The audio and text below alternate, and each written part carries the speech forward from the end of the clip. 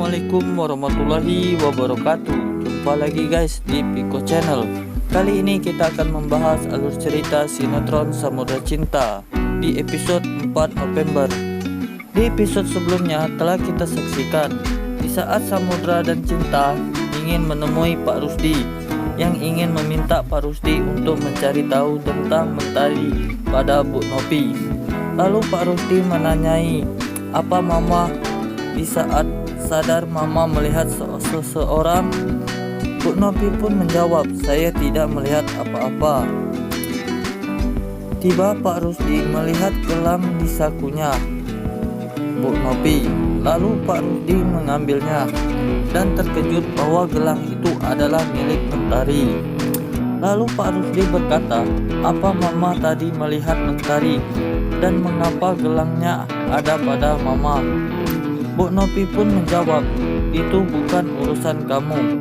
Lalu gelang itu pun diambil lagi oleh Bu Nopi. Lalu Pak Rusdi mempunyai ide untuk bisa membuat Bu Nopi mengakuinya bahwa dia pernah melihat Mentari. Lalu Pak Rusdi berkata, pada Nora, aku ingin berbicara pada kamu. Pak Rusdi berkata, pada Nora, kamu harus tahu tentang kecelakaan babe kamu, ucap Pak Rusdi pada Nora.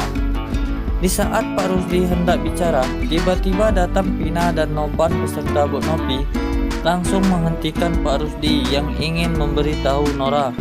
Akhirnya Pak Rusdi membawa Bu Nopi untuk memberitahu Samudra dan Cinta tentang di mana tempat Bu Nopi melihat Mentari.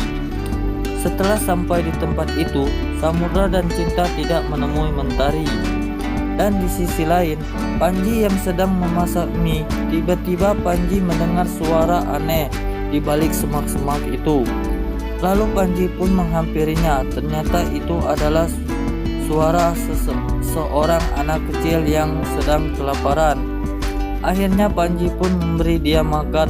Lalu Panji pun meminta anaknya itu untuk menunjukkan di mana sisi kepala pesawat itu berada. Anak itu pun menunjukkannya. Dan di hipnosis kali ini bisa dipastikan Cinta dan Samudra beserta yang lain memutuskan untuk menunda mencari Mentari karena kondisi Cinta yang kurang baik. Dan di sisi lain, akhirnya Panji pun berjalan dengan anak kecil itu untuk menunjukkan di mana tempat kepala pesawat itu berada. Di saat perjalanan, Panji mendengar suara tangisan anak kecil. Lalu Panji pun mencari dari mana asal suara tersebut. Lalu anak kecil yang bersama Panji melihat ada sebuah gubuk di dalam hutan. Lalu Panji pun mendekati gubuk itu.